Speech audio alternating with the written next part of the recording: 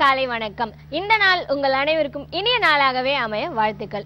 எவன் ஒருவன் வாழ்வில் தைரியத்தை இழக்காமல் போராடுகிறானோ அவனே வாழ்வில் வெற்றி பெறுவான் என்னும் நல்ல சிந்தனையுடன் இன்றைய விடியலை நிகழ்ச்சியில் உங்கள் அனைவரையும் சந்திப்பது மிக்க மகிழ்ச்சி. உடல் நலமே எல்லா நலங்களுக்கும் அடிப்படை. அந்த வகையில் யோகாசனமே உடலை சீராக வைத்துக் கொள்ள உதவுகிறது. இன்றைய விடியலை நிகழ்ச்சியின் முதல் பகுதியாக வரவிருப்பது நலமுடன் வாழ.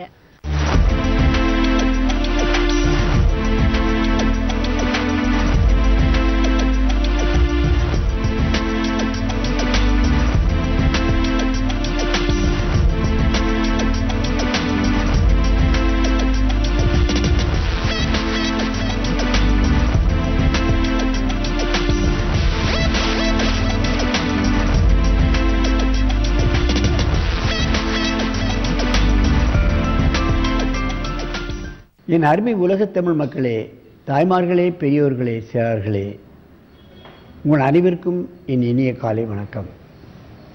கலைஞர் தொலைக்காட்சி நிகழ்ச்சியில் நலமுடன் வாழ என்னும் பிரிவில் யோகாசனத்திற்கு மிக முக்கியத்துவம் கொடுத்திருப்பதை நீங்கள் அறிவீர்கள். அந்த நிலையில் இன்றைக்கு பாருங்கள், உலக புகழ்பெற்ற ஒரு யோகாசன நிபுணர், தமிழகத்தைச் சேர்ந்தவர், பாண்டிச்சேரியை சொந்தமாக கொண்டவர். அவர் இந்தியாவில் நடக்கக்கூடிய எல்லா போட்டிகளிலும் முதல் பரிசுகளையும் தங்க மெடல்களையும் வாங்கியவர். ஏன், உலக அளவிலே நடைபெற்ற பல்வேறு போட்டிகளில் வெற்றி பெற்று இன்றைக்கு ஹாங்காங்கில் ஒரு பெரிய யோகாசன பயிற்சி சாலையை நிறுவி அங்கே நடத்தி கொண்டிருக்கின்றார்கள். அவர்கள் இன்றைக்கு நமது அரங்கிற்கு வந்து அற்புதமான ஆசனம், பட்சி ஆசனத்தை செய்ய போகிறார்கள். இவைகளெல்லாம் அபூர்வமான ஆசனங்கள். இப்படியெல்லாம் ஆசனங்கள் இருக்கின்றனவா என்று மக்கள் தெரிந்து கொள்ள வேண்டும். இன்னும் 84 லட்சம் ஆசனங்கள் இருக்கின்றன. அவைகளெல்லாம் கண்டுபிடிக்கப்படவில்லை. இப்பொழுது ஒன்றொன்றாக கண்டுபிடித்து கொண்டிருக்கின்றார்கள். வெளிநாட்டினர் இதில் கவனம் செலுத்திய பின்புதான் நம்மவர்கள் இந்த ஆசனங்களை செய்து உலக மக்களுக்கு கற்பிக்கக்கூடிய அளவுக்கு இன்றைக்கு தேர்ச்சி பெற்றிருக்கிறார்கள். அவர்கள் இப்பொழுது இந்த பட்சி ஆசனத்தை செய்து காட்டுவார்கள். நேராக இருந்த அப்படி பட்சி ஆசனத்தை, இந்த பத்மாசனத்தை கலைத்து விட்டு செய்யுங்கள்.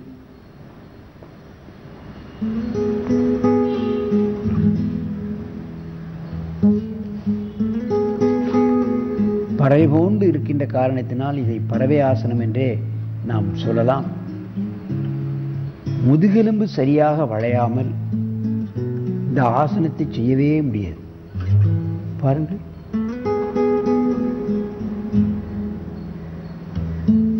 பறவை போன்ற ஒரு தோற்றம் இருக்கின்ற காரணத்தினால் இதற்கு பச்சை ஆசனம் என்று வைத்திருக்கிறார்கள். அப்படியே கையை ஆட்டினால் அது பறவை போன்றே தெரியும். பாருங்கள், பட்சி ஆசனம், பறவை ஆசனம்.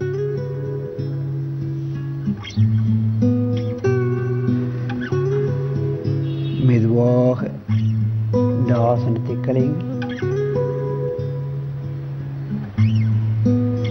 இப்பொழுது இடது பக்கமாக திரும்பி இந்த ஆசனத்தை செய்ய வேண்டும்.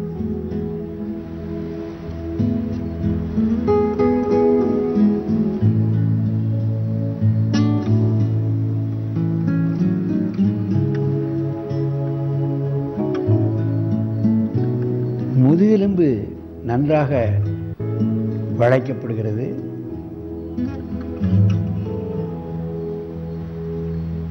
புஜபலம் ஏற்படுகின்றது. புஜத்தினுடைய பலத்தினால்தான் கைகளை கோர்த்து இழுத்து சர்வசாதாரணமாக செய்யப்படுகிறது. இந்த ஆசனம் செய்யும் பொழுது எந்த விதமான கஷ்டமும் தெரியாமல் அந்த முகம் இருக்கிறது, பார்த்தீர்களா? அதுதான் முக்கியம். மூச்சை பிடித்து கொண்டோ முகத்தை விகாரமாக வைத்துக் கொண்டோ இந்த ஆசனத்தை செய்வதில்லை. மகிழ்ச்சியாக செய்கிறார்கள். எந்த ஆசனத்தையும் மகிழ்ச்சியாக செய்ய வேண்டும். மூச்சை பிடித்து கொண்டோ முகத்தை விகாரமாக வைத்துக் கொண்டு பழகினால் அந்த ஆசனத்தினுடைய பலனே கிடைக்காது. அதைத்தான் நாம் கவனிக்க வேண்டும். மெதுவாக இந்த ஆசனத்தை கலையுங்கள். நன்றாக 2 மூச்சு இழுத்துக் கொள்ளுங்கள்.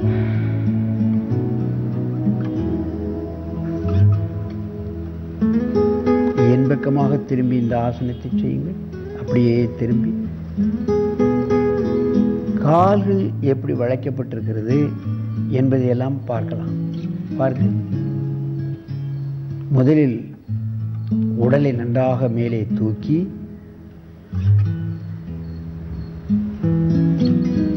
அதற்கு பின்னால் தனுராசனம் செய்வது போன்று கையை வைத்துக்கொண்டு கையை பாதத்தில் கோர்க்க வேண்டும். பாருங்கள், பின்னால் இருந்து செய்கிறார்கள்.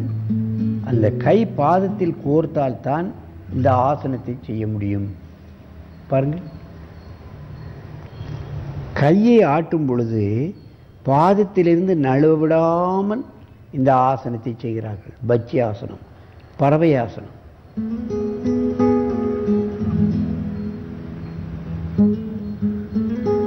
மெதுவாக இந்த ஆசனத்தை கலையுங்கள்.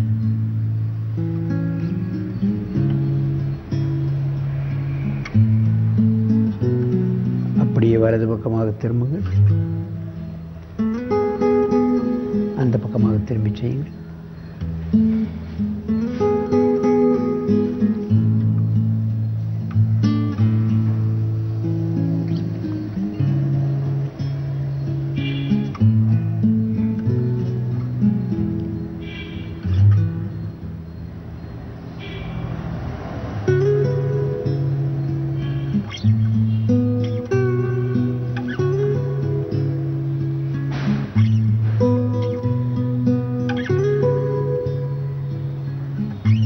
பக்கவாட்டில் செய்கின்ற காரணத்தினால் கால் எப்படி வளைக்கப்பட்டிருக்கிறது, கால் பாதத்தில் கை எப்படி மாட்டிக்கொண்டு இருக்கின்றது என்பதை நீங்கள் பார்க்கலாம். மெதுவாக இந்த ஆசனத்தை கலையுங்கள். நேராக வந்து பத்மாசனத்தில் அமருங்கள். என் அருமை பெரியோர்களே, தாய்மார்களே, யோக நண்பர்களே, இவைகளெல்லாம் நீங்கள் பழகுவதோடு உங்கள் சீடருக்கும் அவைகளை கற்றுக் கொடுக்க வேண்டும் என்று நான் உங்களை விரும்பி வேண்டி கேட்டுக்கொள்கிறேன்.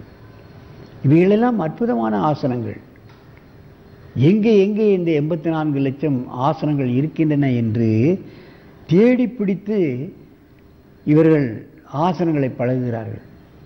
போட்டி யோகாசன போட்டிகளில் இவைகளெல்லாம் செய்யும் பொழுது மற்றவர்களுக்கு ஆச்சரியமாக இருக்கின்றது. இது மட்டுமல்ல, இந்த 2014க்கு ஒரு அற்புதமான நாள்காட்டியை அவர் 3 லட்சம் ரூபாய் தயார் செய்து அந்த நாள்காட்டியில் இந்த யோகாசனம் எப்படி ஆரம்பமானது, எப்படி முடிவானது என்பதையெல்லாம் படங்கள் மூலமாகவும் நிஜமான பாம்புகளை வைத்தே அற்புதமான கேலண்டர் ஒன்றை அவர் தயார் செய்திருக்கிறார். வேறு யாரும் உலகத்திலே அது மாதிரியான கேலண்டர் இதுவரைக்கும் செய்யவில்லை என்று தான் நாம் சொல்ல வேண்டும். ஆகவே இதுபோன்ற ஆசனங்களை நீங்களும் பழகி உலக புகழ்பெற்ற யோகா மாஸ்டர்களாக ஆக வேண்டும் என்று கேட்டு உங்களிடமிருந்து விடைபெறுவது ஆசனம் ஆண்டியப்பன். வணக்கம்.